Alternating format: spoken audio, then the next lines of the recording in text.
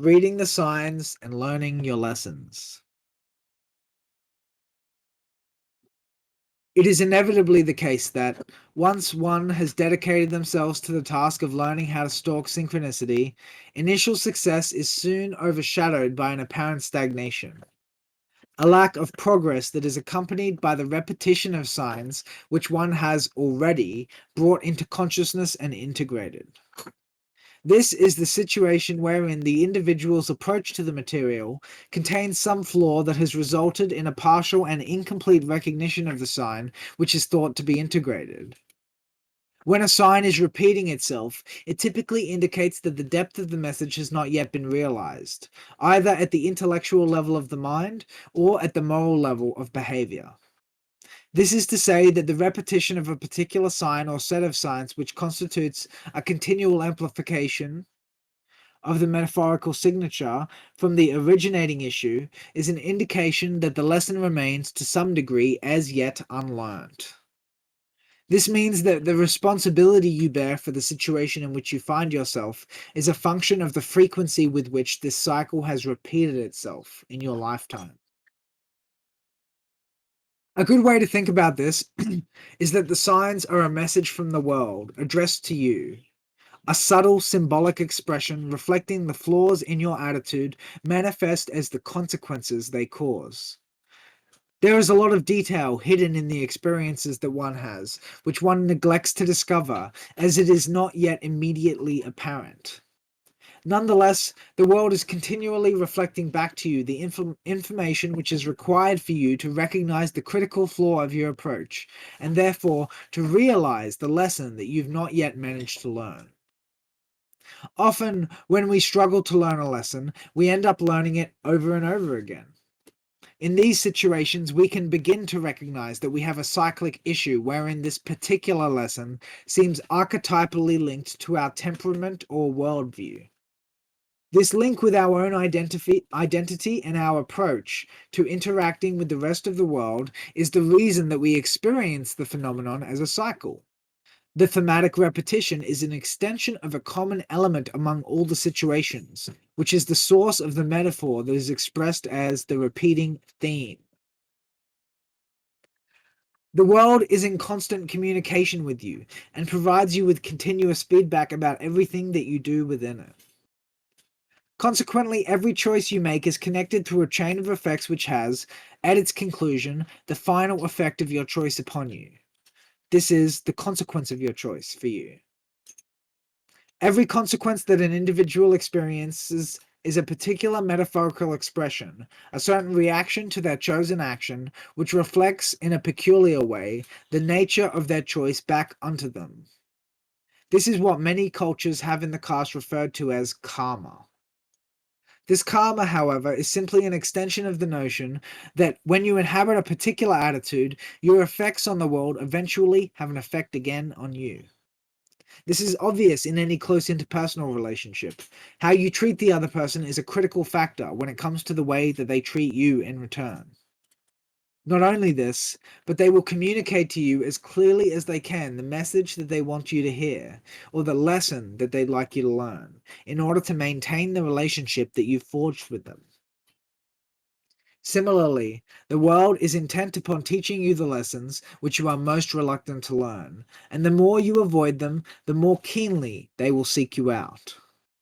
When someone is reticent to learn a particular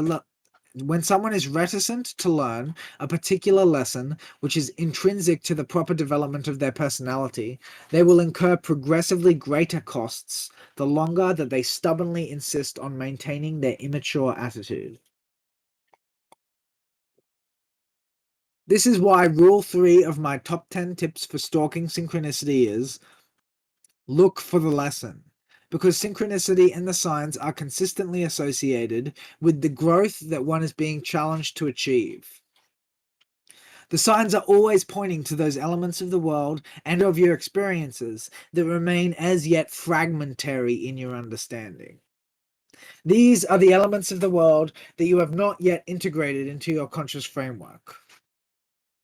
Consequently, synchronicity is most apparent when one is stuck or lost, as this is not only when the phenomenon is most amplified, but it is when one is most receptive to the details which might otherwise receive inadequate attention. Due to the fact that it is related to those aspects of the world or of the self which have not yet received their due attention in the conscious model, once one has successfully integrated the information into their model of the world, it becomes a familiar part of the territory and therefore merits no special attention. It has become unconscious and automatic. In other words, when the exception becomes the rule, it loses its opacity. The very act of integrating the exception into your conscious model renders it simply part of the landscape, now something to be looked past, not at. It is only when the sign repeats itself that we know that the information is not yet integrated, and thus are we prompted once more to examine the sequence of events so as to discern what lesson one has failed to learn thus far. The signs lead one ever onward and upward, always elevating one's understanding. Cycles and sequences. The final subject on which we are to touch in today's lecture is that of cycles and sequences, which is of course a major focus of our next lecture. These two concepts are, in fact, modalities which you find in experience. The former is, on its negative face, the experience of the embodied complex, wherein one is stuck repeating a certain situation or pattern in life because one has not yet figured out what they are supposed to learn from it that would enable them to move past it. The positive face, of course, is something like a routine. The latter, a sequence, is a more immediate phenomenon involving a particular series of actions intended to realize a certain valued goal. In the context, however, of the cycle, a sequence is more specifically that series of actions which is required for the self-realization and self-transcendence proper to the transformation which is necessary to move past the limitations of your former self, embodied in the cycle you were sealed within, and therefore to free yourself that you might move towards a better approximation of your true potential. This sequence of self-transcendence and subsequent transformation is one of the key focal points of alchemy, a process which is represented in the iconic symbol of the phoenix.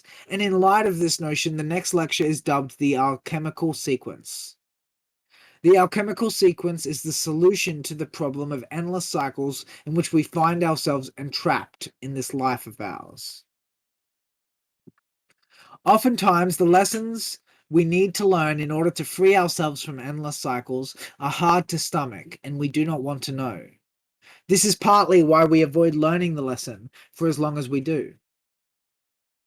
Fortunately or unfortunately, depending on how you look at it, this can only be maintained for a certain amount of time before the lesson begins to force itself upon you.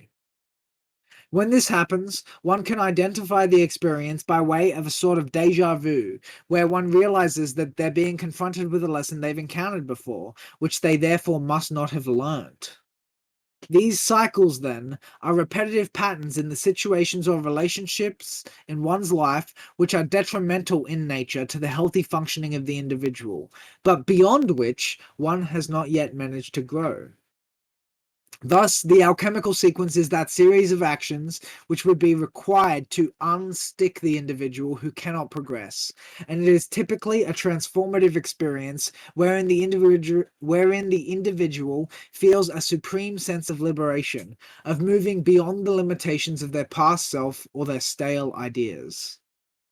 Often this is described as burning away that which one no longer needs so that it is possible to move forward, to be reborn, as it were. This dichotomy will be explored within the next lecture, along with the dichotomy between continuity and discontinuity.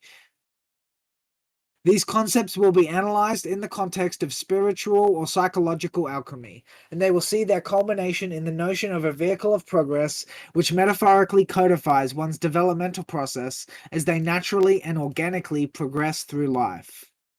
This vehicle of progress will take a different metaphorical form for each individual, but the basic object of the exercise will remain the same. I introduced today's lecture with a poem, and I wish to close it out with one as well. This piece is called By Candlelight. By candlelight we pray tonight, we search for the transcendent ground. Enigma might reveal insight if inquiry is rightly bound. Now listen, do you hear that sound? The Maker's mark is all around. A song not mine and yet not yours. Out of the darkness, brightness pours.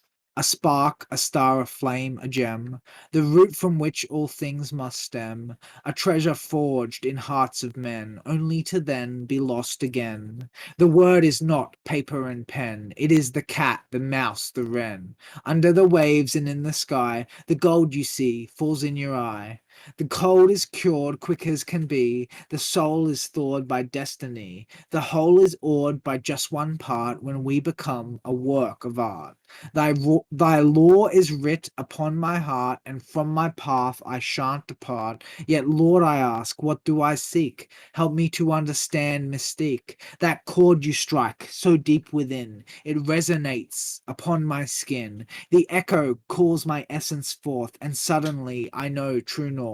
The sacred falls wash over us, embodiment thus manifest. For only then might we discuss secrets within a gilded chest. A focus that we should have guessed, a symmetry among the stars, a locus for the coming storm, a cage with freedom for the bars. So make your choice and so transform. Now hold your breath and listen here.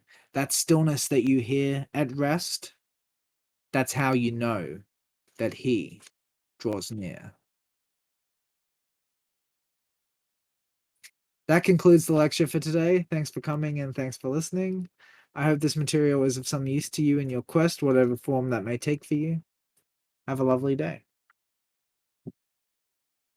And are there any questions? Hey guys, thanks for watching the lecture. I just wanted to let you know that I recently made my Patreon live, so you can now follow me on there. The link will be in the description, and also I'll post a link in the video.